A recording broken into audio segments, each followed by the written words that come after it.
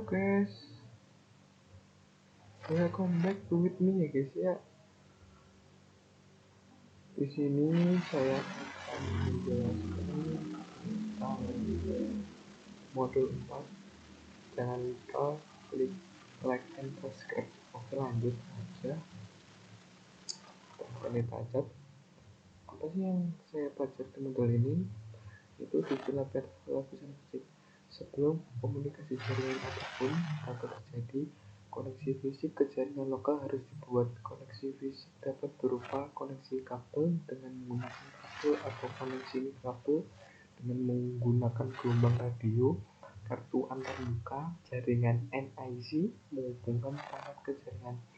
NIC Ethernet digunakan untuk koneksi kabel, sedangkan NIC WLAN atau jaringan area lokal nirkabel digunakan untuk koneksi nirkabel.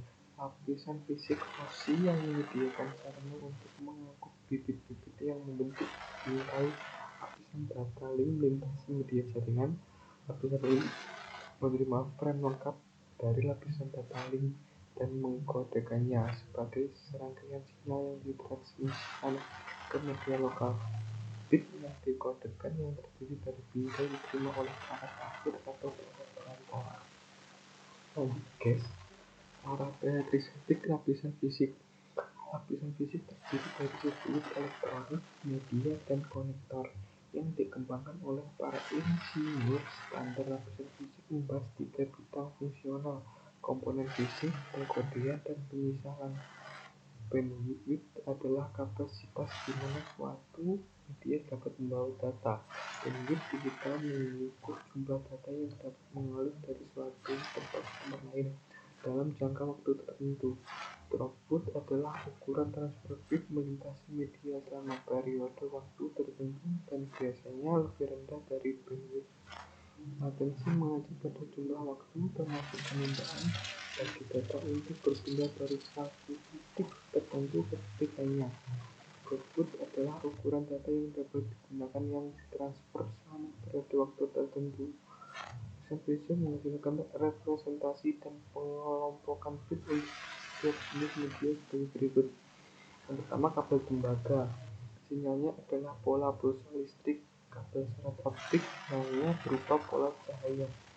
Dan nirkabel sinyalnya adalah pola transmisi gelombang mikro. Kabel tembaga jaringan menggunakan media tembaga karena murah, mudah dipasang, dan biaya resistensi rendah terhadap kabel listrik. Namun media tembaga dibatasi oleh jarak dan gangguan sinyal. Nilai waktu dan tegangan pulsa listrik juga rendah terhadap interferensi dari dua sumber, MI dan korslet. Tiga jenis kabel tembaga adalah UTP, STB, dan kabel koaksial atau coax.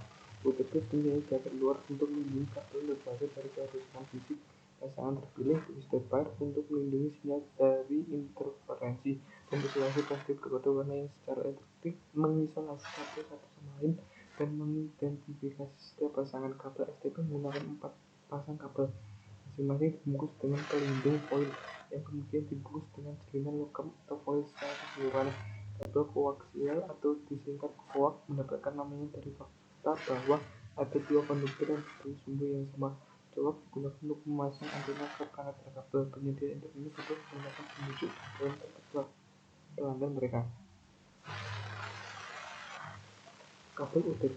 Kabel UTP terdiri dari 4 pasang kabel tembaga berkode warna yang telah dipilih menjadi satu dan kemudian dibungkus dalam selubung plastik fleksibel. Kabel UTP tidak menggunakan pelindung untuk melawan efek MI dan RFI.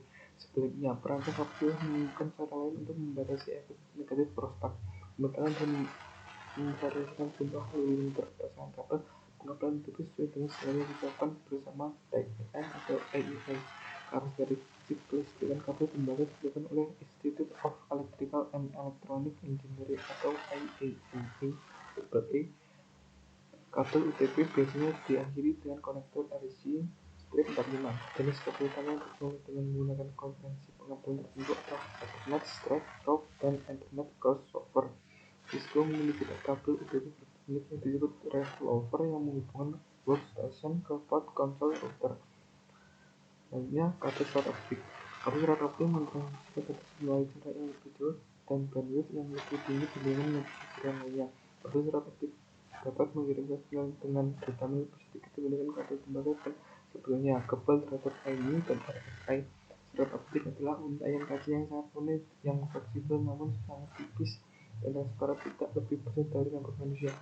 Bit dikodekan pada serat sebagai input cahaya. Kabel serat optik ini digunakan untuk komunikasi bersih. Jaringan perusahaan FTTH, jaringan jarak jauh, dan jaringan kabel bawah laut. Ada 4 jenis konektor serat optik: SD, SC, LC, dan duplex multimode LC. Kabel pers serat optik mencakup multimode SC-LC, mode tunggal LC-LC, multimode ST-LC, dan mode tunggal SC-ST. Di sebagian lingkungan perusahaan, serat optik rumah digunakan sebagai kabel backbone untuk koneksi point-to-point dengan lalu lintas dunia antara fasilitas distribusi data dan interkoneksi gedung di kampus multi-gedung. Media nirkabel. Media nirkabel membawa sinyal elektromagnetik yang memantuli tinggi biner komunikasi data menggunakan frekuensi radio atau gelombang mikro. Nirkabel memang memiliki beberapa keterbatasan, antara lain cakupan area, interferensi, keamanan, dan masalah-masalah yang terjadi pada media bersama apapun. Standar nirkabel meliputi Wi-Fi, Bluetooth, WiMAX, dan Zigbee. LAN nirkabel merupakan AAP nirkabel dan adapter NIC nirkabel. Oke, sekian dari saya, kurang lebihnya mohon maaf.